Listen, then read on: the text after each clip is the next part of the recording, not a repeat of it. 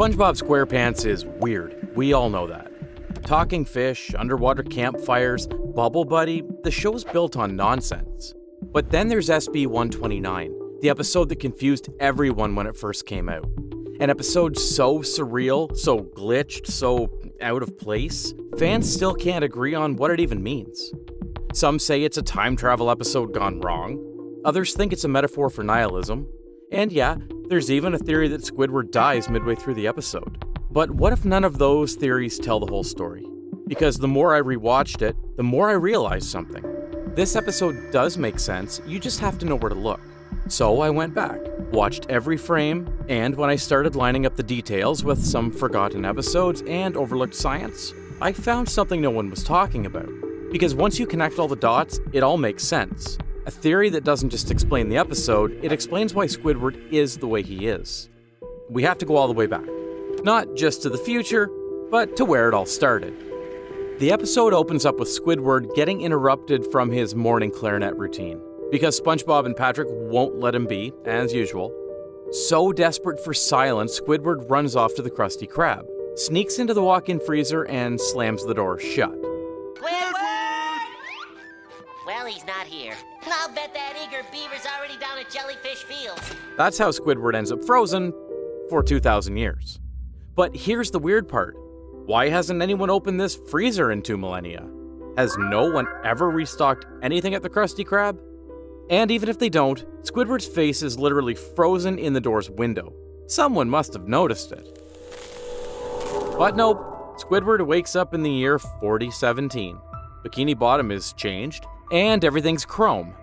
And the first creature he met is Spongetron, a robotic SpongeBob with rocket legs and 486 other versions of himself. You see, that detail always felt weird to me. This future has kept SpongeBob for centuries. Like, he became something worth preserving. Squidward naturally panicked and asked to get back home right away. Spongetron points him towards a time machine at the end of the hallway because, apparently, time travel just exists now? Like, next to the can opener room. Okay. And Squidward, still panicking, jumps in without hesitation. This is where the adventure begins. First, he tries to go to the past and overshoots, ends up in prehistoric Bikini Bottom, where cavemen versions of SpongeBob and Patrick greet him. This is the second weird thing. Squidward catches a jellyfish in frustration, and they copy him. Just like that, jellyfishing is born. Is Squidward the founder of jellyfishing? Which is ironic, since we all know Squidward really hates jellyfishing in the future. This is a canon event, but unfortunately, prehistoric Patrick and SpongeBob are not fans of his clarinet solo. They go feral and chase him down, and in the panic, Squidward breaks the time machine's lever and boom!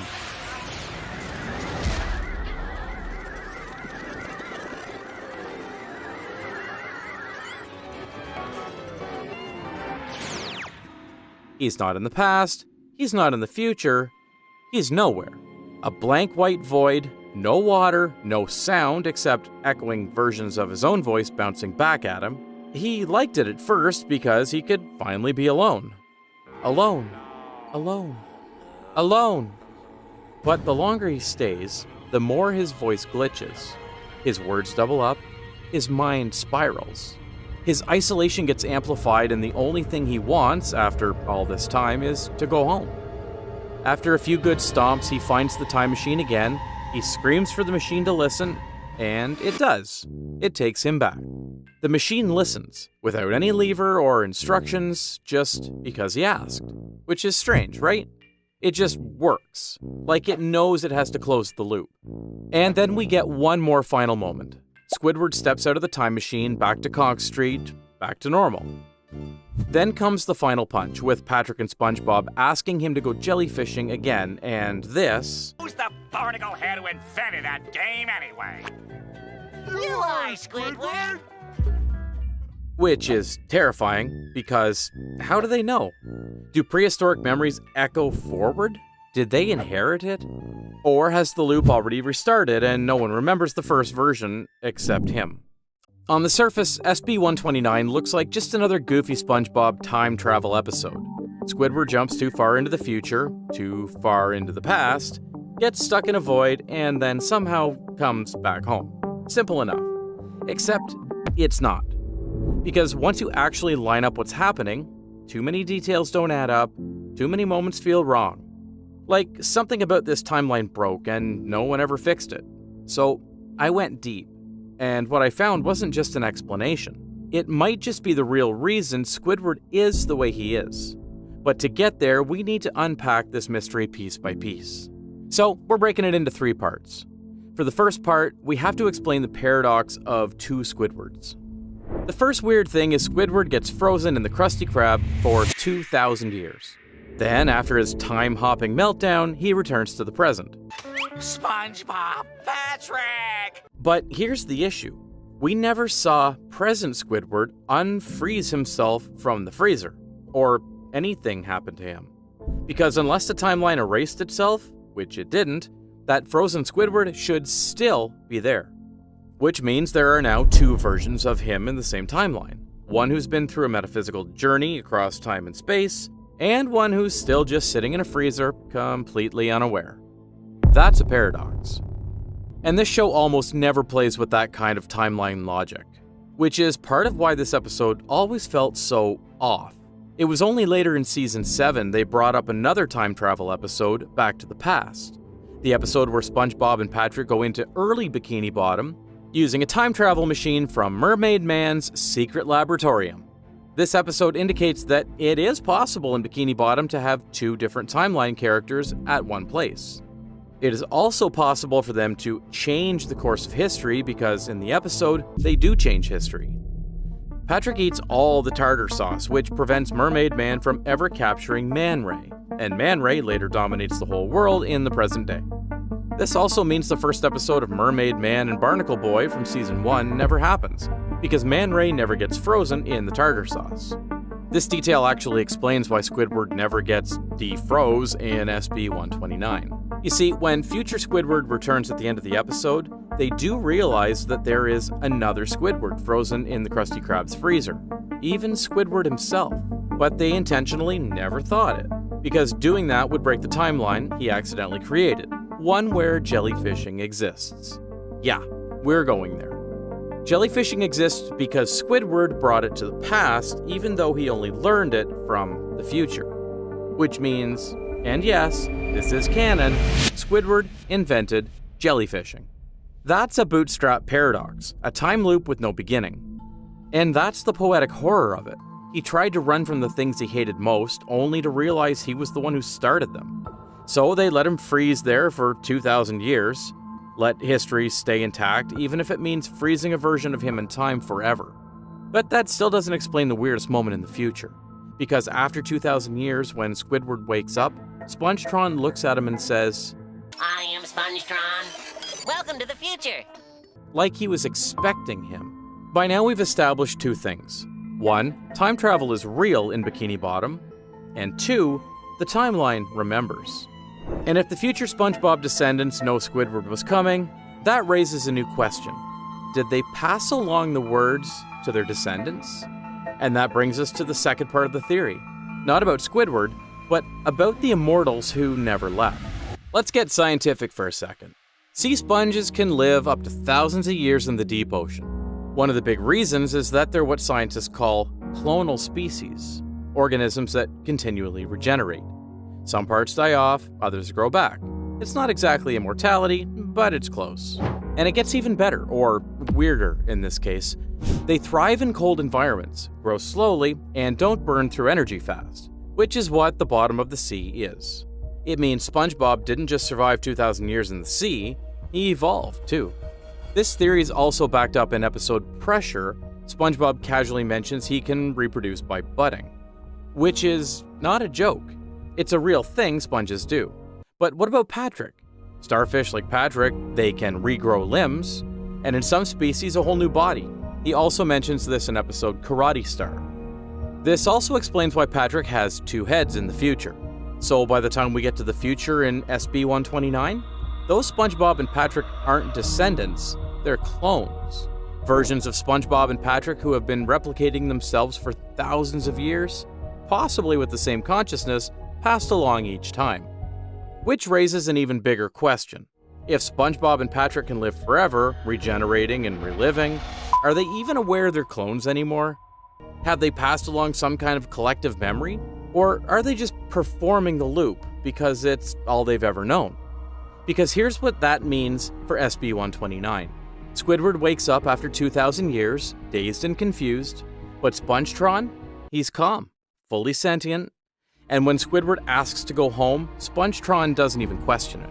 Like he's seen this before, like he's been expecting this moment. That event isn't random, because he was indeed expecting it. Because they've lived it over and over and over again. It could also explain why Patrick shows up in perfect timing, because he knows Squidward will be there. That's the actual timeline for this episode. But that still leaves one last mystery. We still need to explain the nowhere place, what actually happens in the time machine. Because if time and identity are already shifting around Squidward, then what actually happens when he breaks the machine? Where does he go? That's the last piece of this puzzle. This is the last section of our theory, and it will put the two previous theories together, and it will blow your minds because it makes sense of everything. You see, after Squidward breaks the time machine, he doesn't land in a prehistoric jungle or some dystopian future. He lands in nothing. A blank, white space with no direction, time, or sound, except his own echo. And despite the soft colors, the minimalism, the quiet, this might be the darkest place in the entire series. This void could be a purgatory, or worse, a limbo. And I'm not just throwing around spooky words here, the signs are all over this sequence. Start with the most obvious detail. There's no water. Not even background bubbles. Not even the sound of the ocean floor. Which is insane because SpongeBob almost never drops the underwater illusion. This is the only time the ocean rules are completely gone. The place is totally empty, matching how spiritual limbo is often described. The second evidence that I noticed about this scene was how the voices seem to haunt Squidward, especially at the alone monologue part. The void is repeating him, mocking him, or maybe it's not his voice at all anymore, just echoes of other souls. And then there's those floating color fragments, weird glitching shapes with no explanation. They're not errors. They're shattered pieces of memory, fragments of the Bikini Bottom timeline that broke when Squidward snapped the machine. This is what Limbo looks like in SpongeBob's universe, a place where deleted scenes, abandoned realities, and broken characters drift without meaning. This is where the loop ends, and you don't. But the true tragedy lies in the way Squidward gets there. Before he arrives in the void, the time machine doesn't just malfunction, it glitches out completely, spinning wildly, folding in on itself, cycling through colors, and then it disappears in a burst of white light. You could interpret this as Squidward dying. There is no way Squidward could have survived being flattened to almost subatomic size and an explosion of white energy.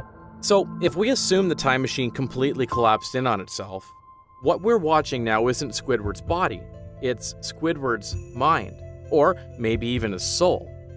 And if Squidward just stayed in this realm, he would be placed in a state of suffering. Being out of the seawater would have probably suffocated him. And haunted by the voice of the lost souls in this case. Poor Squiddy just wants to be free of SpongeBob, Patrick, jellyfishing, all of it. And he got it, technically. But in that moment, surrounded by nothing, he realizes the scariest truth of all. Without all those things, there's nothing left of him. And that's when it hits. He screams to no one. And the machine responds. But here's where it gets even stranger. The machine doesn't need a lever anymore. It doesn't need a destination, it just listens and obeys. Like it wasn't mechanical to begin with. Like it's a force, a cycle, a system designed to reset Squidward once he's broken. It brings him back to Conch Street. So let's put it all together. Squidward didn't just stumble into the future, he created it. He jumped into a machine meant to reset time, and by doing so, he bootstrapped a future that only exists because he ran from the present. He's the accidental founder of jellyfishing. It's called jellyfishing. The silent spark that lit a 2,000-year cycle, and the only one who ever noticed it happened. SpongeBob and Patrick?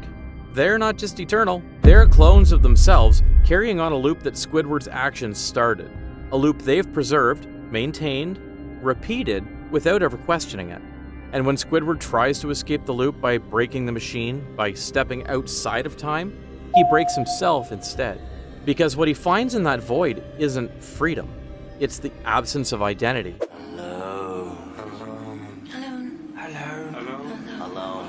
You think this episode was about Squidward being annoyed?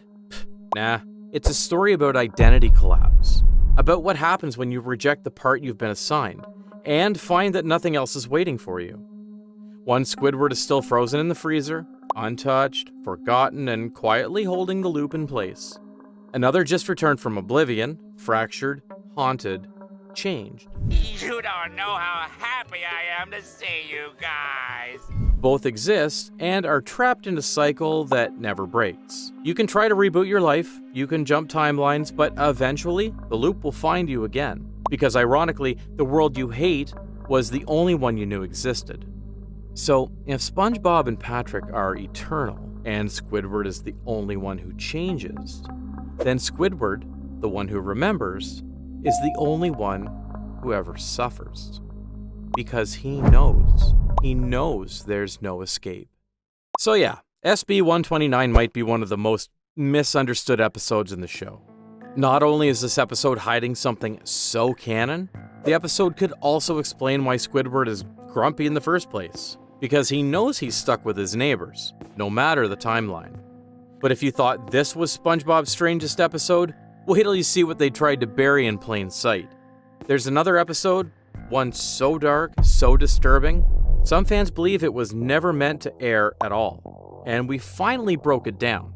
In our last video, we solved the mystery behind what might be SpongeBob's darkest episode ever. Trust me, the scariest parts are the ones no one notices. Item has been temporarily moved during reconstruction. Relocated to shelf